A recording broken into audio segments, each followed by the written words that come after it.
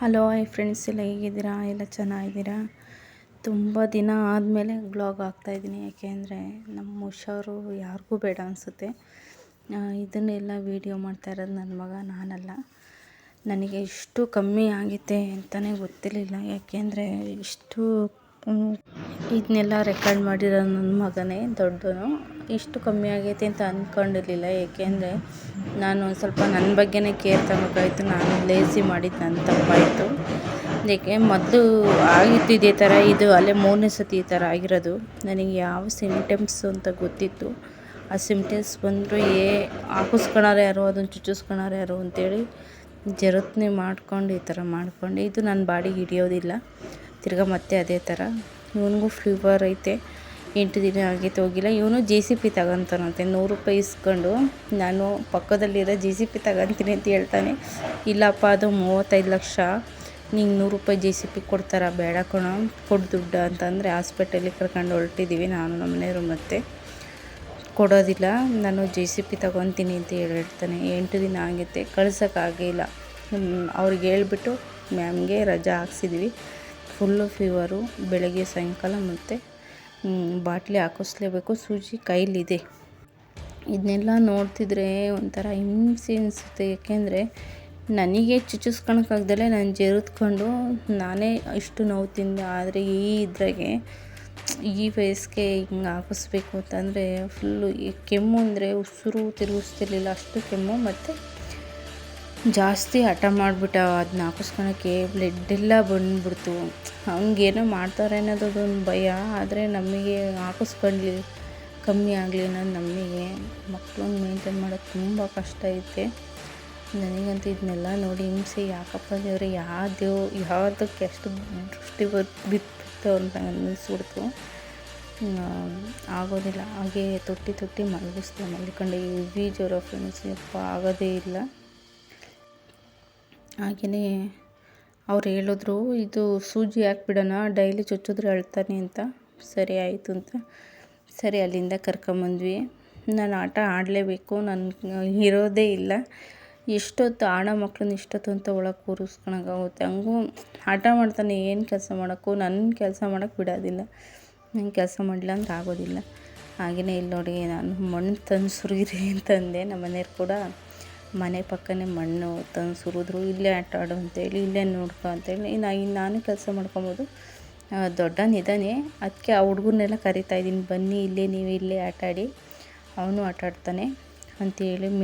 ಹುಷಾರಿಲ್ದಲೇ maintain ಮಾಡೋದಿದೆಯಲ್ಲ ಮಕ್ಕಳನ್ನ, ತುಂಬ ಕಷ್ಟ ನಿಜವಾಗ್ಲೂ. ಯಾಕನ ಹಿಂಗಾಯಿತು ಅಂತ ಅನ್ನಿಸ್ಬಿಡ್ತು. ಇವರು ಒಂದು 5-6 ಜನ ಇದ್ದಾರೆ. ಇವ್ರಿಗೆಲ್ಲ ಇವ್ನು ಹೇಳ್ದಂಗೆ ಅವ್ರು ಕೇಳಬೇಕು, ಅವ್ರು ಹೇಳ್ದಂಗೆ ಇವ್ನು ಕೇಳಲ್ಲ. ಸರಿ ಆಯ್ತಪ್ಪ, ಅವ್ನಿಗೆ ಹುಷಾರಿಲ್ಲ, ಅವ್ನು ಹೇಳ್ದಂಗೆ ನೀವು ಕೇಳಿ ಅಂತಂದೆ. ನೋಡಿ, ಈಗ ಅವ್ನು ಹೇಳ್ದಂಗೆ ಇವ್ರು ಮಾಡಬೇಕು, ಇವ್ರು ಹೇಳ್ದಂಗೆ ಅವ್ನು ಮಾಡೋದೇ ಇಲ್ಲ. ಹೆಂಗೋ ಸುಮ್ಮನೆ ಆಡ್ತಾ ಇದ್ದೀನಲ್ಲ, ನಾನು ಕೆಲಸ ಮಾಡೋಕ್ಕೆ ಬಿಟ್ಟನಲ್ಲ ಅಂತೇಳಿ ಸುಮ್ಮನಾಗ್ಬಿಟ್ಟೆ. ನನ್ನ ಚಾನಲಿನ ಯಾರ್ಯಾರು ನೋಡಿಲ್ಲ ನೋಡಿ ಸಬ್ಸ್ಕ್ರೈಬ್ ಮಾಡ್ಕೊಳ್ಳಿ, ಲೈಕ್, ಶೇರ್, ಕಮೆಂಟ್ ಮಾಡಿ. ಹಾಗೆಯೇ ಹೇಗೆ ಬಂದಿದೆ ಅಂತ ಗೊತ್ತಿಲ್ಲ, ಕಮೆಂಟ್ ಮಾಡಿ ವಿಡಿಯೋಸ್ ಹೇಗಿದೆ ಅಂತ. ಹಾಗೆಯೇ ಮಣ್ಣಿಗೆ ಬಿಡೋದು ಬೇಡ ಅಂತ ಅಂದ್ಕೊಂಡೆ. ಆದರೆ ನಾಳೆಯಿಂದ ಸೂಜಿ ಹಾಕ್ತಾರೆ ಕೈಲಿ, ಅದು ನೆಕ್ಸ್ಟು ಬ್ಲಾಗಲ್ಲಿ ಹಾಕ್ತೀನಿ. ಆವಾಗ ಮಣ್ಣಲ್ಲಿ ಆಟ ಆಡೋಕ್ಕಲ್ಲ, ನನ್ನ ಕೆಲಸ ಮಾಡೋಕ್ಕೂ ಬಿಡೋಲ್ಲ ಅವ್ನಿಗೆ ಗೊತ್ತು ನನಗೆ. ಈಗಲೇ ಕೆಲಸ ಮಾಡೋಕ್ಕೆ ಬಿಡ್ತಿಲ್ಲ ಅವನು. ಅದು ಮಣ್ಣಾಗೂ ಆಟ ಆಡೋಕ್ಕಾಗಲ್ಲ, ಊಟನೂ ಮಾಡಿಸ್ಬೇಕು, ಪ್ರತಿಯೊಂದು ನಾನೇ ಮಾಡಿಸ್ಬೇಕಾಗುತ್ತೆ. ಏನು ಮಾಡೋಂಗಿಲ್ಲ, ಕಮ್ಮಿ ಮಾಡಬೇಕು ಅಂದರೆ ನಾವು ಮಾಡಲೇಬೇಕು. ಹಾಗೆಯೇ ದೊಡ್ಡನು ಸುಮ್ಮನೆ ಕೂತ್ಕೊಳ್ಳೋದ, ಈಗ ಮಣ್ಣಲ್ಲೂ ಕೂಡ ಎಷ್ಟೊತ್ತು ಆಟಾಡ್ಸೋದು. ಅದಕ್ಕೆ ಬೇಡ, ದೊಡ್ಡನ ಕೈಲಿ ಹೋಮ್ವರ್ಕ್ ಕೊಟ್ಟು ಕಳಿಸಿದೆ. ಅವ್ರ ಮ್ಯಾಮ್ ಕೈಲಿ ಹಾಕಿಸ್ಕೊಂಬರಪ್ಪ ಅಂತೇಳಿ. ನೋಡಿ, ಅದು ಕೇಳ್ದ ನನಗೆ, ಅಮ್ಮ ಹೋಮ್ವರ್ಕ್ ಹಾಕಿಸ್ಕೊಂಬರಕ್ಕೆ ಕೊಟ್ಟು ಕಳಿಸು, ಹೋಮ್ವರ್ಕ್ ಹಾಕಿಸ್ಕೊಂಬರಕ್ಕೆ ಕೇಳೋದು. ನಾವು ಹಾಕ್ಕೊಟ್ರೆ ಬೈತಾರೆ, ಅದಕ್ಕೋಸ್ಕರ ಕೊಟ್ಟು ಕಳಿಸಿದ್ದೆ. ಅವರು ಡೈಲಿ ಕೊಟ್ಟು ಕಳಿಸ್ರಿ, ಬರೆದು ಕೊಟ್ಟು ಕಳಿಸ್ಲಿ ಅಂತಂದರು. ತಿರ್ಗಾ ನೋಡಿ ಕೊಟ್ಟು ಕಳಿಸಿದ್ದೆ. ಕೊಡಿಸಿ ಇದಕ್ಕೆ ಕ್ಯಾತೆ ಆಡ್ಕೊಂಡು ಕುಂತಿದ್ದಾರೆ. ಯಾಕೆಂದರೆ ದೊಡ್ಡವನು ಚಿಕ್ಕವನು ಬರೆದಿದ್ದಾನೆ, ದೊಡ್ಡವನು ಆ ವಾಳೆ ಹಾಕಿದ್ದಾನೆ.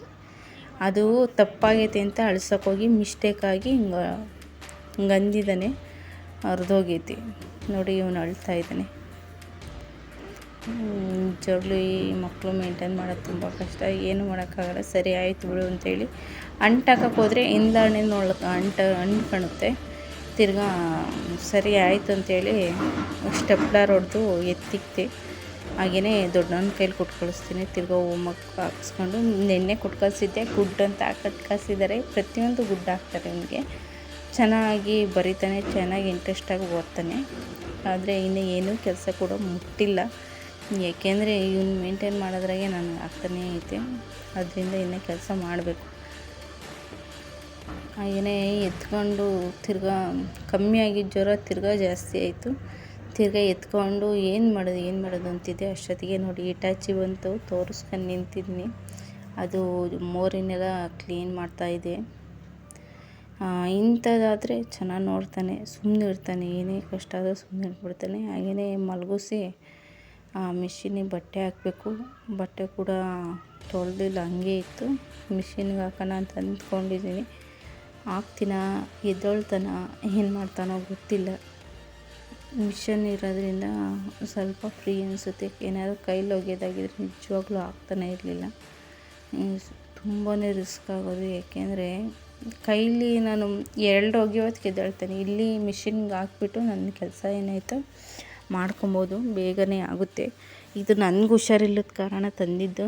ಈಗ ಚೆನ್ನಾಗಿ ಯೂಸ್ ಆಗುತ್ತೆ. ಹಾಗೆ ನೋಡಿ ಎಲ್ಲ ಪೂರ್ತಿ ಹಾಕಿ ಜಾಲಿಸಿ ಒಣಾಕಬೇಕು ಅಂತೇಳಿ ನಾನು ಡ್ರೈಯರ್ ತೊಗೊಂಡಿಲ್ಲ. ಸಿಂಟೆಕ್ಸ್ ಮೇಲೆ ಇಟ್ಕೋದಕ್ಕೆ ವಾಶ್ ಮಾತ್ರ ತೊಗೊಂಡಿದ್ದೀನಿ. ಅದಕ್ಕೋಸ್ಕರ ವಾಶ್ ಆಗುತ್ತಷ್ಟೇ, ಜಾಲಿಸಿ ಮಾತ್ರ ಒಣಾಕ್ಬೋದು. ಹಾಗೆಯೇ ಕೂಡ ನೀರು ಕೂಡ ಬಂದವು.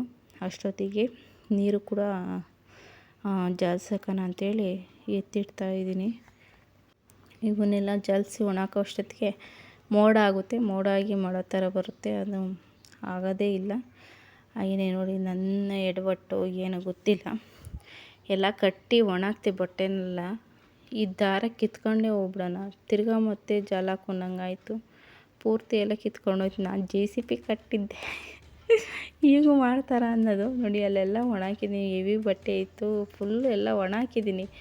ಒಣಾಕಿದ್ದು ಬಿಡು ಒಣಕಂತವೆ ಅಂತ ಅನ್ನೋಷ್ಟರೊಳಗೆ ನೋಡಿ ಈ ಕಡೆದೆಲ್ಲ ಫುಲ್ ಕಿತ್ಕೊಂಡೋಯ್ತು. ತಿರ್ಗಾ ಎಲ್ಲ ಜಾಲಿಸಿ ಒಣಾಕಿ ರಿಸ್ಕ್ ಸುಡುತ್ತೆ. ಹಿಂಗಾಗ್ಬಿಟ್ಟೆ ತುಂಬಾ ಬೇಜಾರು ಅನಿಸುತ್ತೆ. ಹಾಗೆಯೇ ಕರ್ಬೇವಿನ ಸೊಪ್ಪು ಖಾಲಿಯಾಗಿತ್ತು. ನಮ್ಮ ಮನೆಯವ್ರನ್ನ ತಗೊಂಬ ಅಂತಂದರೆ ನೋಡಿ ಎಷ್ಟು ಒಂಥರ ತಂದಿದ್ರಿ. ಇದಕ್ಕೆ ಮೊತ್ತಮ್ಮ ಅಂದರೆ ಮರನೇ ತಂದ್ರು ಇದಾಗಿದೆ.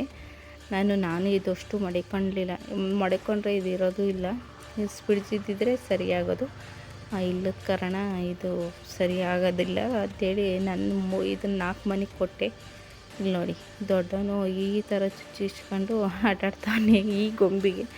ಈ ಮಕ್ಕಳು ಮಾಡೋ ವಿದ್ಯೆ ಎಲ್ಲ ಬರೀ ಇಂಥದ್ದೇ. ಏನೋ ಕೂಡ ಅಡುಗೆನೂ ಕೂಡ ಮಾಡಬೇಕು. ಅವನು ಕೈ ಬಿಡ್ತಿಲ್ಲ.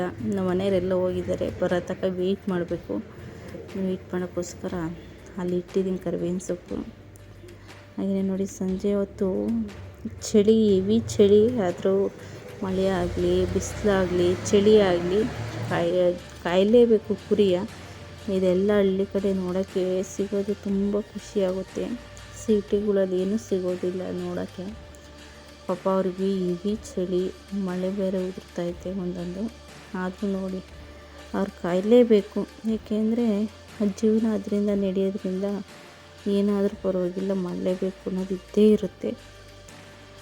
ಎಲ್ಲರಿಗೂ ಒಂದು ಹೇಳೋದು, ಯಾವುದೇ ಕೆಲಸ ಆಗಲಿ ನಿಷ್ಠೆಯಿಂದ ಮಾಡಿ, ಶ್ರದ್ಧೆಯಿಂದ ಮಾಡಿ. ಅವ್ರೇನಂತಾರೆ ಇವ್ರೇನಂತಾರ ಅಂತ ಅಂದ್ಕೊಳಕ್ಕೆ ಹೋಗಬೇಡಿ. ಏಕೆಂದರೆ ನಮ್ಮ ಜೀವನ ನಮ್ಮ ಇಷ್ಟ. ಯಾರು ಇಲ್ಲಿ ಮೆಚ್ಚುಗೆ ಬೇಕಾಗಿಲ್ಲ ಅಷ್ಟೇ. ಏಕೆಂದರೆ ಇಲ್ಲಿ ನಾನಾ ಥರಕ್ಕೂ ಮಾತಾಡ್ತಾರೆ ಜನ, ಬಾಯಿಗೆ ಹೆಂಗೆ ಬರುತ್ತೆ ಹಂಗೆ. ಅದೆಲ್ಲ ಬೇಕಾಗಿಲ್ಲ. ಅವ್ರ ಮನೆಯದೇ ಅವರು ಸರಿ ಮಾಡ್ಕೊಳಕ್ಕಾಗಲ್ಲ, ಇನ್ನೊಬ್ರ ಮನೆ ಸರಿ ಮಾಡ್ಕೊಳಕ್ಕೋಗಲ್ಲ, ಜೀವನ ನಡೆಸೋಕ್ಕೋಗಲ್ಲ. ನಮ್ಮ ಜೀವನ ನಮ್ಮ ಇಷ್ಟ. ನಾವು ಕಷ್ಟ ಸುಖ ಜೀವನ ನಡೆಸಲೇಬೇಕು. ಯಾರಾದರೂ ಅಷ್ಟೇ. ನೋಡಿ ಅವರು ಕಷ್ಟ ನೋಡಿ ಬೇಜಾರಾಯಿತು. ಹಾಗೆಯೇ ಬಂದರು ಮನೆಯವರು. ಕಾಡು ಬಿಕ್ಕೇನು ತಂದಿದ್ರು. ಅಮ್ಮ ಬಂದಿದ್ದರು. ಯಾಕೆಂದರೆ ನನಗೂ ಹುಷಾರಿಲ್ಲ, ಪಾಪಂಗೂ ಹುಷಾರಿಲ್ಲ ಅಂತೇಳಿ ಆಗಲ್ಲ ಅಂತೇಳಿ ಅಮ್ಮನ ಕರೆಸ್ಕೊಂಡೆ. ಇಲ್ಲಿ ನೋಡಿ ಕಾಡು ಬಿಕ್ಕೆ ಹಣ್ಣಿದು ಹಣ್ಣು ಮಾತ್ರ ಫುಲ್ ಸ್ವೀಟು. ತಿನ್ನೋಕೆ ಮಾತ್ರ ತುಂಬ ಚೆನ್ನಾಗಿರುತ್ತೆ. ಸುಲಿಯೋದು ಕೂಡ ತುಂಬ ಸುಲಭ. ನೋಡಿ ಇಷ್ಟೇ, ಹಿಂಗೆ ಪ್ರೆಸ್ ಮಾಡಿದ್ರೆ ಸಾಕು ಸುಲ್ಕೊಳುತ್ತೆ. ಹಾಗೆ ನಾನು ಒಂದೇ ಕೈಲಿ ಒಂದು ತೋರಿಸ್ತಾ ಇದ್ದೀನಿ. ಹಾಗೆ ನೋಡಿ ಪ್ರೆಸ್ ಕೂಡ ಆಯಿತು. ಇಲ್ಲಿ ನೋಡಿ ಹಿಂಗೆ ಎತ್ಕೊಳೋದು, ಸ್ಪೂನಲ್ಲಾದರೂ ಎತ್ಕೊಬೋದು, ಈ ಥರ ಕೈಲಾದರೂ ಎತ್ಕೊಬೋದು. ನಾವು ಸಣ್ಣ ಹುಡುಗರಾಗಿ ಇದನ್ನು ಎಷ್ಟು ತಿಂದಿದ್ದೀವೋ ಲೆಕ್ಕವೇ ಇಲ್ಲ. ತುಂಬ ಚೆನ್ನಾಗಿರುತ್ತೆ ಹಣ್ಣು ಇದು. ಯಾರು ತಿಂದಿದ್ದೀರಾ ಈ ಹಣ್ಣು ಕಮೆಂಟ್ ಮಾಡಿ. ನಮ್ಮ ಕಡೆ ಸಿಗ್ತವೆ ಫ್ರೆಂಡ್ಸ್, ಯಾಕೆಂದರೆ ನಮ್ಮ ಕಡೆ ಗುಡ್ಡಗಳು ಜಾಸ್ತಿ ಇದೆ, ಅದರಿಂದ ಸಿಗ್ತವೆ. ಚೆನ್ನಾಗಿರುತ್ತೆ ಹಣ್ಣು. ಅಂದರೆ ಇದು ಒಂದು ಸ್ವಲ್ಪ ಶೀತ ಅಂತಾರೆ, ಗೊತ್ತಿಲ್ಲ ಶೀತನೋ ಏನೋ. ಹಣ್ಣು ನೋಡಿ ಎಷ್ಟು ಚೆನ್ನಾಗಿದೆ ಅಂತ, ತುಂಬ ಚೆನ್ನಾಗಿದೆ. ಹಾಗೆಯೇ ಕೂಡ ನೋಡಿ ಸುಮ್ಮನೆ ಕೂತ್ಕೊಳ್ಳಲ್ಲ, ಹುಷಾರಿಲ್ಲ ಅಂತಂದರೆ ಸುಮ್ಮನೆ ಕೂತ್ಕೊಳ್ಳಲ್ಲ. ನೋಡಿ ನಾನು ಸುತ್ಕೊತೀನಿ ಬಾರಪ್ಪ ನೀನು ಅಂತಂದರು. ನೋಡಿ ನಾನು ಸುತ್ತೀನಿ ಅಂತ ಸುತ್ತಾ ಇದ್ದಾನೆ. ಮಲಗೋದು ಇಲ್ಲ, ಸುಮ್ಮನಿರೋದು ಇಲ್ಲ, ಏನಾದರೂ ಅಥವಾ ಒಂದು ಮಾಡ್ತಾನೇ ಇರಬೇಕು. ನೋಡೋಣ ತಿರ್ಗಾ ಮತ್ತೆ ಹಾಸ್ಪಿಟ್ಲಿಗೆ ಕರ್ಕೊಂಡು ಹೋಗ್ಬೇಕು. ಹಾಗೆಯೇ ಇಷ್ಟು ದಿನ ವ್ಲಾಗ್ ಹಾಕ್ಲಿಕ್ಕೆ ಕ್ಷಮೆ ಇರಲಿ ಎಲ್ಲರಿಗೂ. ಏಕೆಂದರೆ ಹೇಳಿದ್ದೀನಿ ಫಸ್ಟೇ ಹೀಗಿತ್ತು ಸಿಚುವೇಶನ್ ಅಂತ. ಹಾಗೆಯೇ ಕೂಡ ಎಲ್ಲ ಕೆಲಸನೂ ಮುಗಿಸ್ಬೇಕು. ಇತ್ಲ ಮುಗಿಸೋಕ್ಕೂ ಆಗ್ತಿಲ್ಲ, ಇತ್ತು ಸುಮ್ಮನೆ ಇರೋಕ್ಕೆ ಹೋಗಲ್ಲ. ಆದರೆ ಇವರೇ ಇಲ್ಲಿ ನೋಡಿ ಈ ವಾತಾವರಣ ಕೂಡ, ಬಟ್ಟೆನೂ ಕೂಡ ಒಣಗಿಲ್ಲ, ಅರ್ಧ ಒಣಗಿದೆ. ಜೋರಾಗಿ ಕೂಡ ಮಳೆನೂ ಬಂತು. ಆ ಕಡೆ ಇನ್ನೊಂದು ಮನೆಗೆ ಕೂಡ ಎಲೆ ಎತ್ತಿ ಒಣ ಹಾಕಿದ್ದೀನಿ. ಹಾಗೆಯೇ ನೋಡಿ ಎಷ್ಟು ಜೋರು ಮಳೆ, ಹೆಂಗೆ ನೀರು ಹೋಗ್ತಾ ಇದೆ ಅಂತ. ತುಂಬ ಚೆನ್ನಾಗಿ ವಾತಾವರಣ ಅನಿಸುತ್ತೆ. ಆದರೆ ಈ ಹುಷಾರಿಲ್ಲದಕ್ಕೆ ಬೇಡ. Thank you for watching. ಸಿಗ್ತೀನಿ ನೆಕ್ಸ್ಟ್